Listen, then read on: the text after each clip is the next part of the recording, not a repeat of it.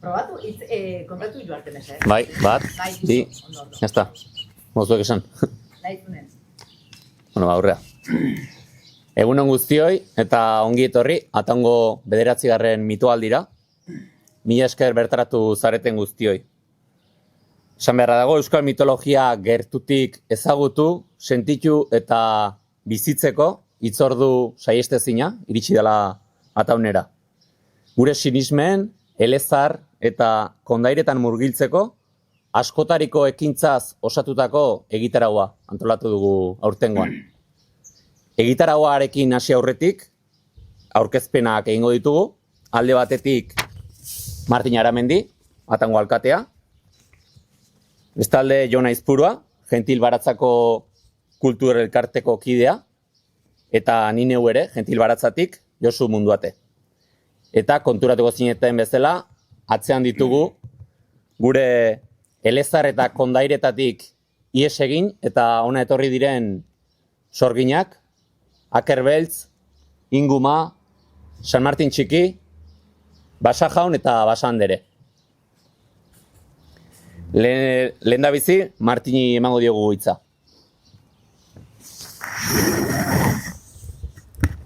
Egunon, denoi. Bueno, Josuk esan du bezala hemen gaude, beste behin, mitoaldi aurkezten, eta gu, herritar eta udal ordezkari garen aldetik oso pozik, ekitaldi garrantzitsuak dira eta ataunentzat. Garrantzitsuak eta era berean jendetsuak. Alde batetik, herritarren parte hartzea, azpimarratu nahi dut, honen guztiaren atzean herri ekimena dago, hau dena auzolanean egiten da, egunik jendetsuenetan, 150 lagunetik gora aritzen dira lanean, eta bizi ditugun garaiotan, gurea bezalako herrietan, komunitate sendoa izatea, komunitate trinkoa izatea garrantzitsua da, eta uste dut, bialdi mitologikoa bezalako ekimenak, ezin hobeak direla komunitate hori sendotzeko eta trinkotzeko.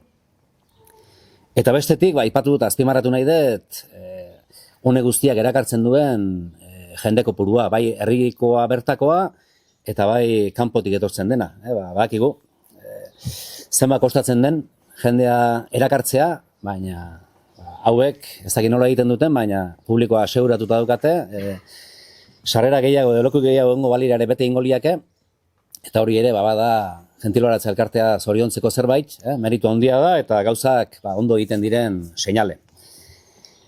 Belaunaldi asko dira, gara, gentilekin eta haien inguruko mundu magiko honekin batera hasitakoak, pentsa, 81 hasi zen hau dena, eta 55 urteotan, zenbat jende pasatu den hortik, batzuk partaide moduan, beste asko ikusle edo voluntario moduan, eta, jende horrentzat guztiontzat garai berezia izaten dau, barruan zerbait mugitzen zaigu, jendea ensaiotan da ikusten degunean, eta, berriz ere aukera izango dugu, horretaz guztiaz gozatzeko.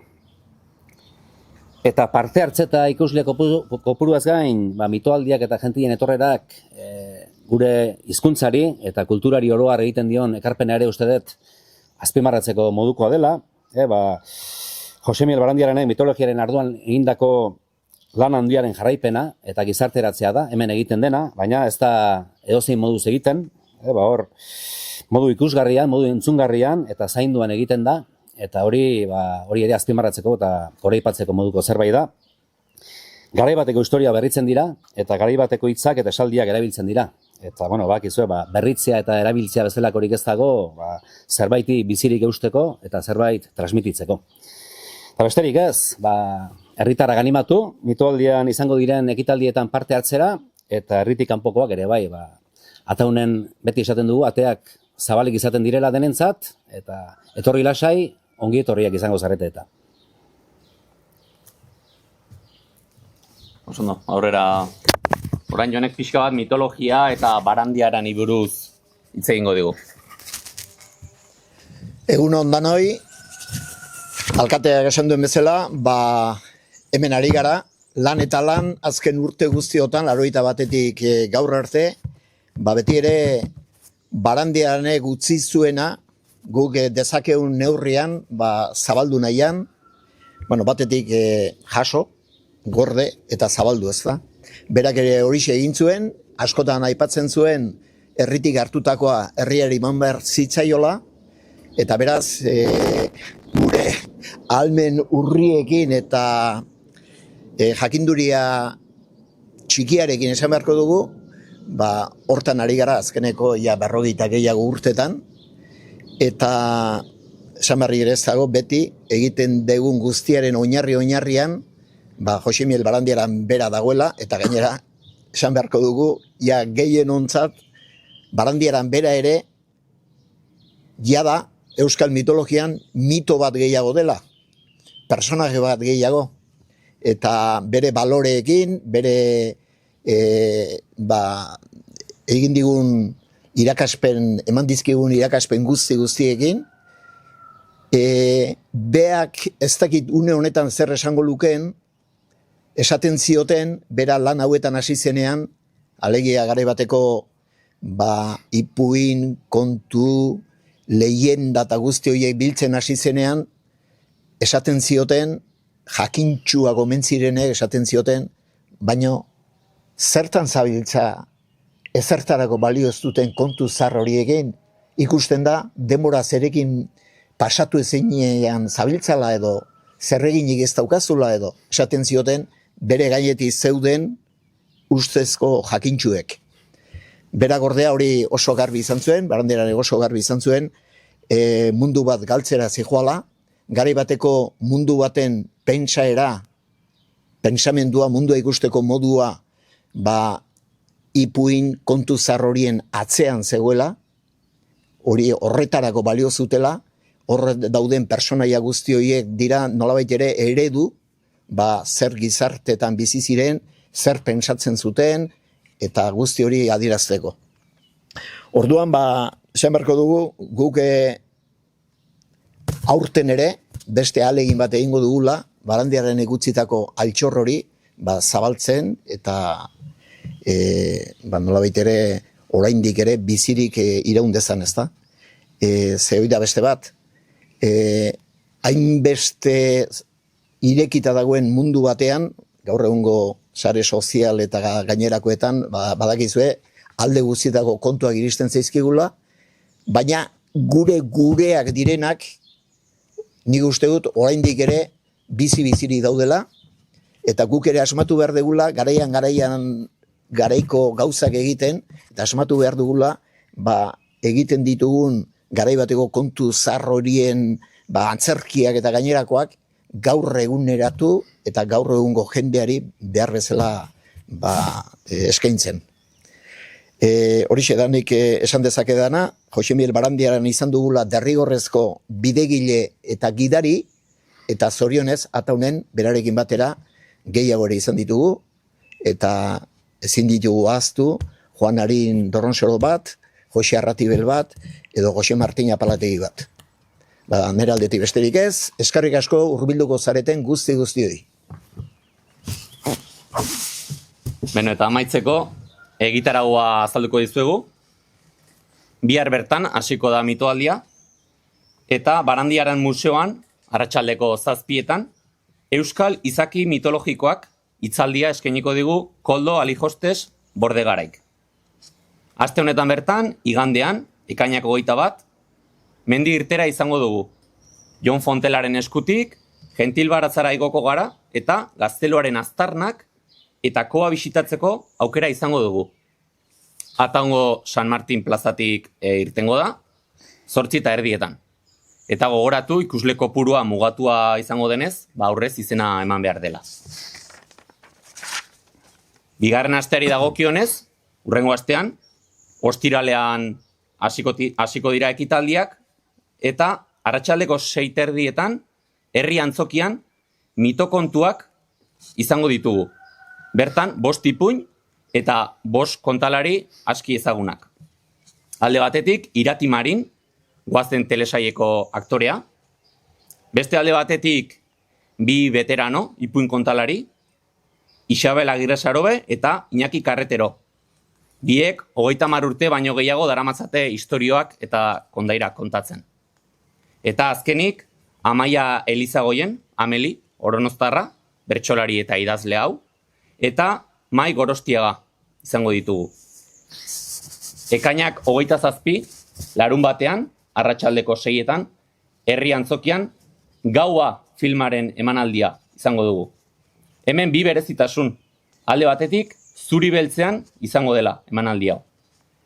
Eta gainera, Paulo Urquijo eta Iñaki Irastortza bertan izango dira, eta solasaldia egingo dugu beraiekin. Uztaian sartuta, 3. astean, Uztaiak 4 larun bata, goizeko 9etan beste ibilaldi bat izango dugu, Gentilak eta Otxoak izenburupean, Jon Aizpurua gidari dugula, Atango kontu zarrak eta pasarteak ezagutzeko aukera izango dugu. Eta aurten Arrondo eta Aia inguruetan igaroko dugu goiza. Eta azkenik, 4. astean, Uztaiak 11 gau ibilaldi mitologikoa izango dugu, urteroko legez. Euskal mitologia bere distira eta misterio osoan bizitzeko une nagusia izango da. Ohi dugun bezala, erabat berria izango da ikuskizuna, eta gaua gauezkoentzat sinesmenean zehar horri jarraituz, iluntasunaren eta gure arbasoen kondairen magian erabat murgiltzeko gonbidapena egiten dizuegu. Aurtengoan, 2 txanda izango ditugu, lehenengoa 7:30 irtengo da, hemendik, San Gregorioko Baranderean museotik, eta bigarrena 8 eta 4. Ibilbideari dagokionez, urterogoko legez, 3 kilometro inguruko ibilbidea izango da, eta 3 bat ordu igaroko ditugu bidean, naturaz eta historia ezberdinez gozatuz. Sarrerak, gure webgunean, 3webikoitz.gentilbaratza.eus atalean eskuratu ahal izango dituzue, ekainaren 18an, goizeko 10:00 aurrera. Gainera, ibilaldia hasi aurretik, arratsalde pasa ederra egiteko, Barandiaran museoa, errota eta zerrategia zabalik egongo dira bertaratzen direnentzat. Horrez gain, oso garrantzitsua aipatu nahi dugu antolakuntzak joan etorriak erraztu nahi dituela, eta horregatik 5:00 aurrera doako autobus zerbitzua egongo da San Martindik San Gregoriora. Eta hauxe da, Atango 9. mitoaldiaren egitaraua. Bukatu horretik esan, informazio guzti hau sare sozialetan eskuragarri izango duzuela eta baita ere gure web orrian. Eta gogoratu ekitaldi guztietan izena aurrez eman behar dela. Eta hau da guztia. Ez dakidanak, komeni dan esatea herritarren sarrerak gaur dira, ez, jazta. Ados. Autobusa erabiltzeko deia egiten dezue, planteatu da San Martinen bertan aparkalekuk eta zabaltzea eta hori bai, ez? Ez dakitaik, sistema hemen bilatzen dana, San Martinen bilatuko da. Gero han bukatzen da gaina eta logikoa da autobusen etorri eta gero... Gehiago biztuko dira, aparkaleku gehiago edo... Bai. Azkenean, gure talde bat egongo da, trotzpari bizitzen eta egitari ezaten duna parkatu, eta nano betona kolokatzen duen. Eskola eta irikitzen dira, eskola eta bite hor jatetxeko aparkaleko eta bai.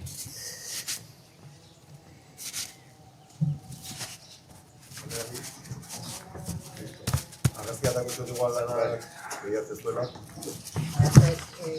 Kultura eta kentzet Josu, eta argazkiatak, eko beto.